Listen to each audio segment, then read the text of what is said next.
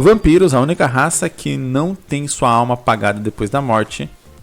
Ok, vampiros são a única raça que não tem sua alma apagada depois da morte. Mitch é um detetive que cuida de casos normais e sobrenaturais junto à sua namorada Hannah, um espírito de gata branco. Aqui eu comento algo que eu já falei em várias sinopses, então não vou me estender muito nisso. A gente tem basicamente um contexto, e esse contexto aparentemente não tem ainda uma ligação direta com os personagens que foram apresentados, e a gente tem alguns personagens criados. Então a gente está aqui no início da criação de uma história.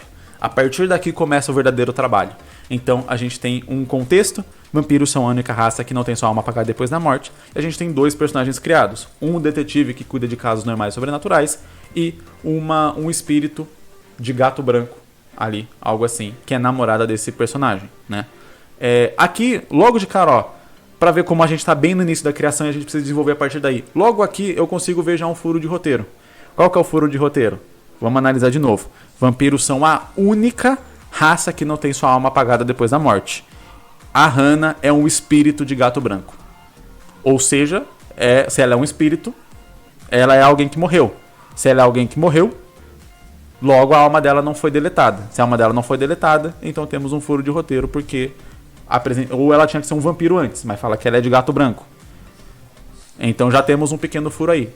E aí é assim que a gente vai brincando com a história, né? Então, quando a gente lê isso aqui, a gente já pensa, ok, ou a Hannah vai ter que ser uma vampira, para ela não ter o espírito apagado depois da morte, ou a gente vai ter que tirar essa informação anterior, porque a princípio, novamente, como eu disse, o Mitch não é falado se ele é um vampiro, a Hannah não é uma vampira, ele é um detetive de casos sobrenaturais, eu não vejo sentido, a partir daí, né, claro, a gente vai desenvolvendo a história, para a gente ter essa informação de vampiros são a única raça que não tem sua alma apagada depois da morte.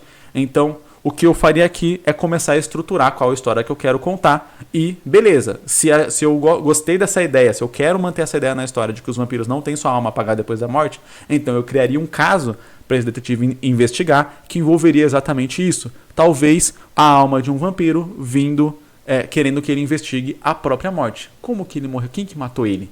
Porque vampiros vampiro de repente não é um troço fácil de matar. E aí ele é contratado pela própria alma do vampiro. Seria muito interessante. Mas daí a gente precisaria talvez mudar essa questão aí.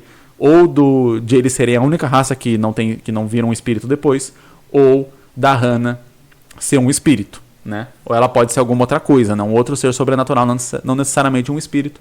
Porque espírito ou fantasma envolve diretamente alguém que morreu e né, virou uma alma desencarnada.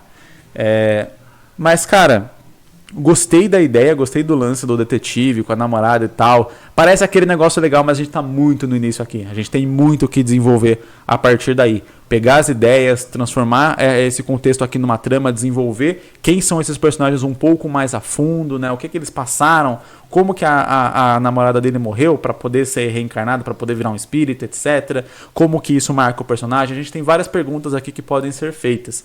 Nesse caso aqui, o que eu vou indicar tanto para esse autor quanto para o outro autor e até para todo mundo que está vendo aí, mas focando principalmente nessas duas últimas sinopses que eu li, entrar no meu curso Jornada do Mangaka BR, porque lá a gente fala exatamente sobre como pegar as suas ideias inicialmente e transformar elas numa história, né? Como que a gente pode fazer esse caminho de pegar algumas ideias que a gente tem, que a gente acha maneiro e transformar de fato numa história, porque muitas vezes a gente trava exatamente nessa parte aqui.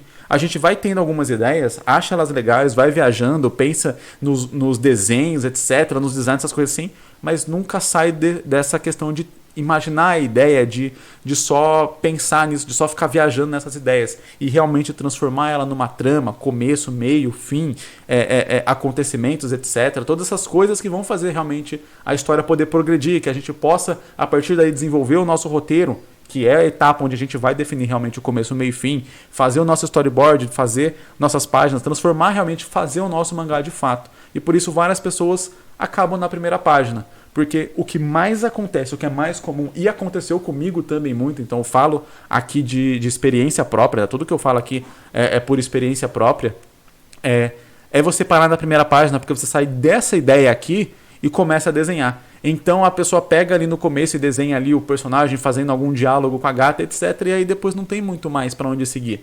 Não tem muito mais acontecimento, não tem muito muito como desenvolver essa trama, porque não tem uma trama ainda pensada, tem só ali alguns personagens, um pouco do cenário do mundo, etc, e coisa assim, mas ainda essas ideias ainda não estão interligadas por acontecimentos, por uma trama direto, por eventos que desencadeiam novos eventos, por ações que geram consequências, que vão necessitar novas ações, que vão gerar novas consequências e guiar a história do começo até o final, né? Toda essa linha guia.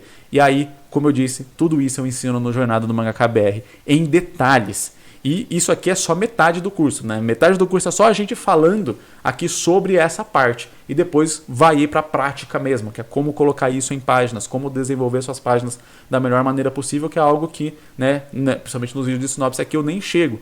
Todos os vídeos de sinopse são só falando desse início, né? Depois desse início tem muito mais coisa ainda que vem, outras dúvidas, etc, né, que fazem parte da própria produção em si e que muitas vezes a gente não sabe e vai fazendo ali como dá e tal, e depois é quando a gente olha para trás e fala, tá ruim isso aqui, hein?